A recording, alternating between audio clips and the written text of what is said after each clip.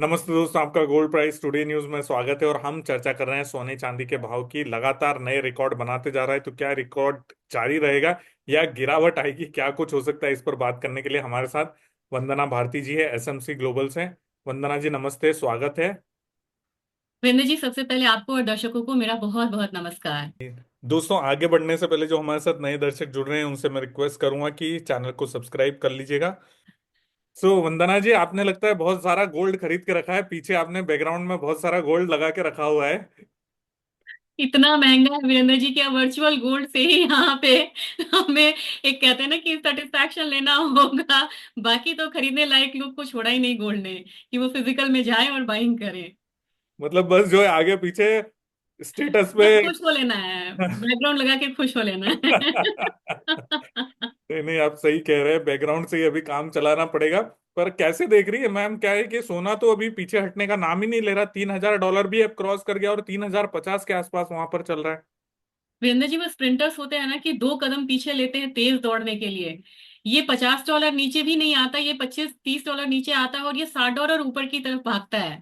तो मेरे ख्याल से न्यू हाइस बना रहा है। और आप देखिए जितने भी रीजन है, जिस रीजन से सोना नीचे आता था, वो सारे रीजन को ये डिफाई कर रहा है। अब आप देखिए यहाँ पे कि जब पी स्टॉक की बात होने लगती थी तो सोना नीचे आता था, इसने इस रीजन को भी नहीं माना। इक्विटी में एक बहुत बड़ा करेक्शन आया मार्केट में, अब यहाँ पे 4-5 दिनों से इक्विटी जो है वो बढ़िया ट्रेड कर रहा है, उसका भी इस पर फर्क नहीं पड़ा। डॉलर इंडेक्स में गिरावट आई, डॉलर इंडेक्स अब एक यहाँ से सपोर्ट ले रहा है, उसका भी फर्क नहीं पड़ा। तो अभी ये इस मोड में है कि कुछ भी हो जाए मुझे फर्क नहीं पड़ना, क्योंकि लोग को मेरे अलावा कोई ऑप्शन नहीं बचा है। तो सब पता है कि ये जो सोल पावर ये सोने के पास ही है। तो जिस तरीके का माहौल बन रहा है और जिस तरीके से ट्रम्प, वीरेंद्र जी मुझे लग रहा है सबसे बड़े ट्रम्प कार्ड हैं गोल्ड के लिए। और उन्होंने अब जो अमेरिका का फर्स्ट पर्सन है वही वो कह रहे हैं कि अमेरिकन इकोनॉमी यहाँ पे रिसेशन में जा सकती है। और वो फेड को अर्ज कर रहे हैं कि ये इस तरीके से जो हम रेसिप्रोकल टैरिफ लगा रहे हैं या हम टैरिफ इंक्रीज कर रहे हैं, इसको काउंटर करने के लिए आपको इंटरेस्ट रेट कम करना चाहिए। यानी कि एक तरीके से जो यूएस के प्रेसिडेंट है वो मान रहे हैं कि हम रिसेशन की तरफ जा रहे हैं। ये एक बहुत बड़ा रीजन है कि गोल्ड यहाँ पे डाउनफॉल नहीं ले रहा है। और सेंट्रल बैंक्स की बाइंग, वीरेंद्र जी मुझे लग रहा है कि बहुत बड़ा संकेत दे रहा है। पहले तो हम लोग छोटे छोटे रिटेलर्स लेते थे यहाँ पे अपने जरूरत के हिसाब से, यहाँ तो सेंट्रल बैंक्स बाइंग कर रहा है। पिछले 3 सालों से 1,000 टन से ज्यादा आप ले रहे हो। 2010 से पहले आप नेट सेलर हुआ करते थे, और हम आपकी रिपोर्ट में लिखते थे कि सेंट्रल बैंक्स जो है वो नेट सेलर है। अब 2010 के बाद अब तो नेट बायर हुए 15 साल से, और आप हजार हजार टन खरीद रहे हैं, तो अपने आप में बहुत बड़ा इंडिकेशन है कि गोल्ड में अभी फिलहाल करेक्शन नहीं होना है। कुल मिला के यही है कि ईटीएफ में भी इन्फ्लो आ रहा है, अनसर्टेनिटी बढ़ रही है। इवन अभी हमने डेटा देखा, ईरान भी सोना खरीद रहा है, रशिया भी अपना जो है उसका गोल्ड का रिजर्व जो है अभी 5th नंबर पर है पूरे वर्ल्ड में। तो मैम, कुछ भी अनसर्टेनिटी होती है उस समय सारे लोग सोने की तरफ भागते हैं। पर अगर आप देखोगे मैम, 2,000 से $3,000 की रैली पिछले सवा साल में आई है। पिछले मार्च, मतलब जनवरी फरवरी से ही पिछले साल शुरू हुआ था और अभी मार्च हम लोग देख रहे हैं। ये जो रैली आई, इसमें खरीदारी करके ये सोना कहाँ जा रहा है? मतलब हर तरफ से, चाहे लंदन मार्केट देख लो, चाहे कॉमेक्स, लंदन से तो कॉमेक्स में शिफ्ट हो रहा है पूरा सोना। इवन सिल्वर भी बड़ी मात्रा में वहां पर शिफ्ट हुआ। तो $1,000 से ज्यादा। और अगर आप माइनिंग देखोगे, माइनिंग की कॉस्ट देखोगे तो $1,600-1,700, $1,600-1,700 के आसपास है। उसका लगभग आप देखिए दोगुना वहां पर भाव चल रहा है। वीरेंद्र जी, ये जो हम बात कर रहे हैं हम सब ऑफिशियल डेटा की बात कर रहे हैं। अगर अनऑफिशियल डेटा हम यहाँ बोल नहीं सकते, लेकिन चाइना में जिस तरीके से सोना जा रहा है, जितना ऑफिशियल बोल रहे हैं उससे ज्यादा सोना वो मंगा रहे हैं। अनऑफिशियल चैनल भी है, क्योंकि हम ये कहने से नहीं हिचक सकते कि सोना ग्रे मार्केट में ट्रेड होता है। ये सबसे बढ़िया एक कमोडिटी है स्मगलिंग के लिए भी या फिर ग्रे मार्केट के लिए। तो अनऑफिशियल चैनल से भी यहाँ पे इकोनॉमी में सोना जा रहा है। और एक मैसेज बहुत बोल्ड और क्लियर है यहाँ पे वीरेंद्र जी, रिकॉर्ड हाई पे अगर सेंट्रल बैंक्स तैयार है खरीदारी करने के लिए, जो सोना 400-500 डॉलर होता था सेंट्रल बैंक्स उसमें सेलर होते थे, आज वो रिकॉर्ड हाई पे भी बाइंग कर रहे हैं। तो ये अपने आप में बड़ा इंडिकेशन है कि ग्लोबल इकोनॉमी में बहुत बड़ी इनस्टेबिलिटी आने वाली है, जो कि हिस्टोरिकल होगी। आप एक बार पूरे देश से पंगा ले रहा है, और पंगा ले रहे हैं तो वो कौन, वो यूएस ले रहा है। पहले था जब ट्रम्प साहब का पहला कार्यकाल था, उसमें क्या था कि चाइना से इन्होंने लिया था, इन्होंने कोई वॉर नहीं किया। अब यमन पे अटैक भी हो रहा है, आप कह रहे हैं कि हम वॉर को खत्म भी करेंगे, लेकिन साथ साथ में जो ट्रेड वॉर है जिससे सबसे ज्यादा हिट होती है इकोनॉमी, वो आप हर जगह कर रहे हैं। रेसिप्रोकल टैरिफ का मतलब है कि जहां जहां से आपका व्यापार है, वहां वहां आप वहां पे टैरिफ वॉर कर रहे हैं। तो मेरे ख्याल से ये ट्रेड डिस्प्यूट्स बढ़ेंगे, न्यू ट्रेड एग्रीमेंट्स होंगे, नई कंट्रीज को लोग साइन करेंगे, लेकिन तब तक कमोडिटी कहाँ मूव करेगी, कैसे मूव करेगी, ये जो अनसर्टेनिटी है, ये गोल्ड को ऊपर बना के रखेगा। जैसे कि अब नॉर्मल एग्जांपल लेते हैं, सोयाबीन। अब यूएस का सोयाबीन सोयाबीन में पड़ा है, ब्राजील को फायदा हो रहा है, ब्राजील चाइना को दे रहा है, चाइना यूएस से नहीं ले रहा है। अब वहां पे सोयाबीन में एक जो है वहां पे काफी स्लगिश मूव आ गई हुई है। अब सोयाबीन, यूएस के सोयाबीन फार्मर्स को नया मार्केट ढूंढने के लिए एटलीस्ट यहाँ पे 2-3 महीने का समय लगेगा। तो ये जो हालात है ये नेक्स्ट सीजन में सही होगा, इस सीजन में इतनी चीजें जल्दी समझने वाली नहीं है। तो अगर मान लीजिए 2025 जो है अपने आप को नॉर्मलाइज करने में लगा देगा, तो गोल्ड तो कहीं नहीं जाना नीचे, और नीचे आता भी है तो बहुत माइनर डाउनसाइड होगा। तो कैसे देख रही हैं यहाँ से आगे मैम आप? अब मैंने क्योंकि क्या है ना कि वर्टिकल अब इसका चार्ट बनता जा रहा है, जब अनचार्टेड टेरिटरी होती है तो एनालिस्ट को भी लगता है कि अब यहाँ से क्या देखना है, क्योंकि बहुत सारे जो टारगेट्स थे उसको उसने सरपास कर लिया। जो हमारा पूरा 25 का टारगेट था वो तो जनवरी में ही आ गया वीरेंद्र जी। तो मेरे ख्याल से यहाँ पे ऑप्शन चेन का यहाँ पे सहारा लिया जा सकता है। और जो लोग बोलते हैं कि हमें कुछ नहीं पता चल रहा, वो यहाँ पे इंटरनेशनल मार्केट में ऑप्शन चेन को फॉलो करें, उससे बहुत ज्यादा मतलब कह सकते हैं कि क्यूज मिलता है। मेरे ख्याल से अभी यहाँ पे $3100 जाने में कोई बहुत बड़ी बात नहीं है, लेकिन सबसे ज्यादा ओआई खड़ा है आपको 3150 के स्ट्राइक पे। कॉमिक्स की बात मैं कर रही हूँ, तो मुझे लग रहा है कि वहां पे जाके थोड़ा सा रुकना चाहिए। और वहां पे भी ब्रेक है या नहीं ये मैं नहीं कह सकती, लेकिन फिलहाल मुझे लग रहा है कि $3150 एक बार रुकेगा। 3000 का मुझे लग रहा है कि सपोर्ट है। और 3000 से नीचे स्टेबल होता है, कोई बहुत बड़ी अच्छी न्यूज आती है इकोनॉमी में जो इकोनॉमी के फेवर में हो, तो ही यहाँ पे 2850 का मुझे दिख रहा है कि पोजिशन वहां बन रही है, वहां पे आ सकता है। लेकिन इसके लिए बहुत बड़ा लंबा टाइम पीरियड चाहिए। और फिलहाल लोगों को $3000 से $2950 लेके ही चलना चाहिए डाउन साइड में।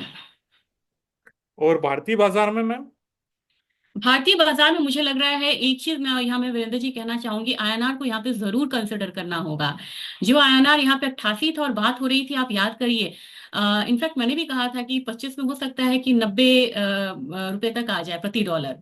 अब वहां पे बड़ी तेजी से अप्रिशिएट हुआ है अपना आईएनआर, और ये आ गया है 86.2 के करीब आ गया है। तो मुझे लग रहा है और अप्रिशिएशन होगा, 88 86 के करीब आएगा ये। और अप्रिशिएशन साइड में हमारा जो मूवमेंट है भारतीय बाजार में सोने का, वो लॉक हो जाएगा। आज के दिन में ही देख लें, अगर आप अभी कोई व्यूअर्स यहाँ पे चार्ट में लाना चाहें, तो 0.6% से चांदी तेज है, लेकिन अपनी चांदी से 0.3% से तेज थी, क्योंकि हमारा आईएनआर ने मूवमेंट को ब्लॉक कर रखा है।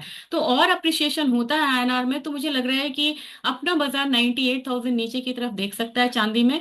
अपसाइड 1,05,000 पे मैं अभी भी कायम रहूंगी। मुझे लग रहा है कि चांदी को अभी और परफॉर्म करना है। गोल्ड की बात की जाए तो गोल्ड बहुत ज्यादा यहाँ डाउन साइड तो देने वाला नहीं है। बहुत होगा तो 87,500 से 87,000 का एक सपोर्ट लेगा। और अपसाइड यहाँ पे 90,000 का साइकोलॉजिकल यहाँ पे एक रेजिस्टेंस है, वो हम देख सकते हैं। लेकिन मुझे लग रहा है कि 90,000 पहुंचने से पहले हो सकता है कि वो 89,800 पे रुके, लेकिन 90,000 एक साइकोलॉजिकल रेजिस्टेंस है, वहां तक आना चाहिए। और 90 क्रॉस किया एमसीएक्स पे तो? अब मैंने एक कैलकुलेशन किया था वीरेंद्र जी, मैंने उसमें कैलकुलेट किया $3150 के हिसाब से, और उसमें मैंने आईएनआर डाला था 86.5। तो जब आप उसे ग्लोबल गोल्ड के एक्सेल कैलकुलेटर पे अगर करते हैं, बिल्कुल मैथमेटिकल है ये, मैं अंदाजा ये चार्ट से नहीं बोल रही हूँ, तो ये हमारा करीब करीब 93,000 बैठ रहा है। तो अगर $3150 अपना जाता है कॉमिक्स में, तो हमारे एमसीएक्स में ये गोल्ड का जो कैलकुलेटर है, और 86.5 या 86 के उसमें आप डालते हैं गोल्ड आईएनआर को, तो इसका हिसाब बैठता है 93,000 का। तो मेरे ख्याल से 93,000 हम अपना जो अगला पड़ाव बोल सकते हैं 90,000 के बाद, वो यहाँ पे आ सकता है गोल्ड में। और चांदी में मैम? चांदी में मैंने वो 1,05,000 से लेके 1,06,000 तक का ही जो भाव है वो फिलहाल मैं देख रही हूँ। अल्टीमेट आप बोलेंगे कि इससे ऊपर क्या लग रहा है, तो इससे ऊपर अगर बहुत बड़ी मूव आती है, क्योंकि कुछ कह नहीं सकते यहाँ पे वीरेंद्र जी कि इसके बाद मूव नहीं आएगी, वो हम कभी भी नहीं कह सकते। लेकिन यहाँ तो स्थिति और खराब है। तो वो मैं कह रही हूँ कि उसके बाद अगर 1,05,000 के बराबर ये नहीं रुकती है, तो नेक्स्ट हमारा टारगेट 1,09,000 का बनेगा। और फिबोनाची भी अगर आप देखेंगे या कोई आप यहाँ पे ड्रॉ करते हैं टूल, तो 1,09,000 है, फिर 1,14,000 का बन रहा है चांदी में। एक चीज मैम, कल जो यूएस फेडरल रिजर्व की बैठक हुई वहां पर स्टैगफ्लेशन की बात आ रही है। जैसे फेड ने जो इकोनॉमिक प्रोजेक्शन दिए उसमें ग्रोथ का प्रोजेक्शन उन्होंने घटाया और इन्फ्लेशन का प्रोजेक्शन बढ़ाया। और जो कॉन्फ्रेंस कर रहे थे उस समय जो ले ऑफ्स थी उनकी बात भी चल रही थी। तो कहीं ना कहीं अनएम्प्लॉयमेंट जो ले ऑफ यूएस में एक सरकारी डिपार्टमेंट में तो हो रहे, प्राइवेट की अभी मैं नहीं बता सकता, पर ये ले ऑफ की वजह से कहीं ना कहीं अनएम्प्लॉयमेंट के ऊपर भी वहां पर, हालांकि वो कह जरूर है कि सॉलिड पेस से चल रहा है लेबर मार्केट, पर आगे जाके हो सकता है ये प्रॉब्लम क्रिएट करे। तो इसका कैसा इम्पैक्ट पड़ सकता है? क्योंकि जो मार्केट में कहा जा रहा है, जो मैं कल रात से और अभी सुबह से सब देख रहा हूँ, वहां पर स्टैगफ्लेशन की वजह से बोल रहे हैं कि तेजी आ रही है। वीरेंद्र जी, ये बहुत अहम सवाल है। जब यहाँ पे फेड में पूछा गया था फेड चेयरमैन से, तो उन्होंने बोला था स्टैगफ्लेशन क्या, ये कहीं से यूएस इकोनॉमी में नहीं दिख रहा। और मे भी मुझे लग रहा है कि साल भर पुराना उन्होंने एक स्टेटमेंट दिया था। अब वो वही जो चेयरमैन है वो अब यहाँ पे एक संभावना दिखा रहे हैं स्टैगफ्लेशन की। स्टैगफ्लेशन में क्या होता है कि हमारा जो जीडीपी है, ग्रोथ है, वो डाउनवर्ड जाएगा। अनएम्प्लॉयमेंट और इन्फ्लेशन बड़ी तेजी से ऊपर की तरफ बढ़ेगा, तो वो वाला सिचुएशन दिख रहा है। आप वहां का डेटा देख लीजिए वीरेंद्र जी। डेटा ही बता रहा है, भले ही मुझसे कितना भी मतलब बोले कि नहीं ऐसा नहीं है। आपको कंज्यूमर कॉन्फिडेंस डाउन पे आ गया, डाउनवर्ड रिवीजन आप जीडीपी का कर रहे हैं। फिर आपका जो इन्फ्लेशन था, जो कुछ महीने पहले आप बोलते थे कि अंडर कंट्रोल है, वो आपका फिर से इन्फ्लेशन जो है, टैरिफ वॉर की वजह से आपका इन्फ्लेशन बढ़ रहा है। अनएम्प्लॉयमेंट आपका बढ़ रहा है, वो आपका डेटा अपने आप बता रहा है। तो ये जितने भी समीकरण है, इक्वेशंस हैं, ये स्टैगफ्लेशन की तरफ इशारा कर रहे हैं। और चाइना में डिफ्लेशन, ये डेडली कॉम्बिनेशन है कि ये गोल्ड को बहुत नीचे अभी फिलहाल फिलहाल में तो नहीं आने देगा। तो मुझे लग रहा है कि यूएस इकोनॉमी की बात क्यों करे वीरेंद्र जी, अभी साउथ कोरिया ने कल अपना जीडीपी रिवाइज किया, डाउनवर्ड रिवीजन हो रहा है। तो जितनी भी मेजर इकोनॉमीज हैं वो जीडीपी का डाउनवर्ड रिवीजन कर रही हैं। और ईयू ने बोला है, ईयू और यूएस का जो अभी लॉस आएगा टैरिफ वॉर की वजह से, अगर ये इम्प्लीमेंट करते हैं इतनी सारी चीजें, तो उन्होंने बोला कि 9 ट्रिलियन से ज्यादा का लॉस आएगा। तो ये चीजें तो अभी सिर्फ बातें हो रही हैं, वो तो एक्चुअल में हुआ नहीं है। जिस दिन एक्चुअल में होगा तो आप समझ सकते हैं कि इकोनॉमी यहाँ पे बहुत ज्यादा सस्टेन नहीं करेगी। और जिस स्टैगफ्लेशन की बात हम कर रहे हैं, वो ऑफिशियली यहाँ पे अनाउंस किया जा चुका रहेगा। वही मैम, क्योंकि जैसे टैरिफ आएंगे तो इन्फ्लेशन तो बढ़ेगा ही सही, वो तो देखने को मिलेगा। और टैरिफ की वजह से जो कंट्रीज हैं उनका इंपोर्ट और एक्सपोर्ट प्रभावित होगा और फॉरेक्स रिजर्व पर असर आएगा। फॉरेक्स रिजर्व रिजर्व पर असर आएगा तो इकोनॉमी पर भी वहां पर असर देखने को मिलेगा। तो जो आप कह रहे हैं, कहीं पूरा वर्ल्ड स्टैगफ्लेशन की तरफ ना बढ़ जाए। और अभी ओईसीडी ने वहां पर ग्लोबल ग्रोथ की आंकड़े जारी किए थे, उन्होंने भी ग्लोबल ग्रोथ का अनुमान घटा दिया है। यूएस का भी घटाया है और पूरे ग्लोबल ग्रोथ का भी घटाया है। जी। जी। और डी डॉलराइजेशन जो है अपनी जगह पे रहेगा। और जिस तरीके से ट्रम्प साहब पंगे ले रहे हैं बड़ी बड़ी कंट्रीज से, आप सोचिए, उन्होंने ब्रिक्स का नाम लिया। ब्रिक्स आपका 2/3 मार्केट होगा आपके बाजार का। मतलब आप देख लीजिए कि चाइना है, इंडिया है, ब्राजील है, जितनी भी पॉपुलस, जितनी भी सबसे ज्यादा पॉपुलेशन वाली कंट्री, आप सीधा सीधा उनको थ्रेट कर रहे हैं। उन्होंने हल्का सा भी अगर आपके प्रोडक्ट को लेने से मना करा, तो आपका प्रोडक्ट वहीं रहेगा और सप्लाई साइड में दिक्कत आएगी। तो सोने चांदी कॉपर है, आपका बेस मेटल्स है, आप ऑलरेडी देख रहे हैं कि कितना हायर प्रीमियम पे ट्रेड हो रहा है यूएस में। तो वहां तो इन्फ्लेशन तो बढ़ना ही है, अनएम्प्लॉयमेंट भी बढ़ना है, और ग्रोथ कम होगा, तो स्टैगफ्लेशन तो आना चाहिए वहां पे। तो इसीलिए कहीं ना कहीं वो ब्रिक्स के अहम मेंबर रशिया से दोस्ती बढ़ा रहे हैं वहां पर, कि कहीं एक को तो अपने साइड करूं। वो कूटनीति है यहाँ पे वीरेंद्र जी, क्योंकि रशिया अगर साइड में है तो थोड़ा बहुत इम्पैक्ट तो उसका रशिया का चाइना और इंडिया पे तो रहेगा ही रहेगा।